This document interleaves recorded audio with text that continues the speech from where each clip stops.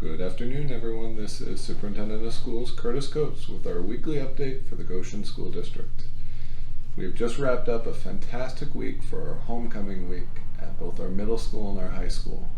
I want to give a special thank you to all of our staff that worked so hard to make it a safe but enjoyable time for all of our students especially, and for our families that were able to come and enjoy any of our athletic contests. Similar to that, I also would like to thank all of our parent groups. Our parent groups have worked very hard to make sure that our students have meaningful events that we've been away from for the last couple of years due to the pandemic, and for our students to have those opportunities again. We're so very grateful as a school district for everything that you have done to create those memories for our students in a safe and a healthy way.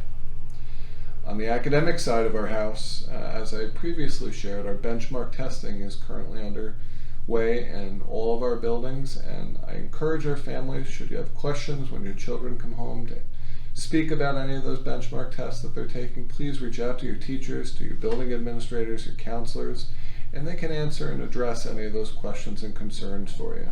And again, that data that we are collecting is very important, as it gives us a very good benchmark and a very good set of data for us to be able to move forward with the academic programs and the supports that we need to be able to put in place for students to continue to be successful.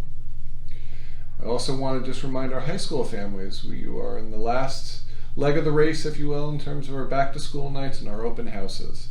Thank all of our teachers to everything that they have done to welcome our families in a safe and healthy way, but to allow our families to see our classrooms, to experience our classrooms as well. And I'm very excited to welcome our high school families after we had to postpone once before. I also want to encourage any of our families that have not yet filled out the Chromebook form to go ahead and do so.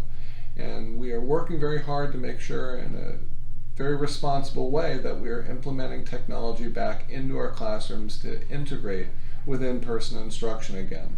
We've taken steps also to open our BYOD networks, or Bring Your Own Device networks, at the high school level for those families that might not want to use the district device but still would need one for purposes of instruction in the classroom. We've also allowed for that to happen.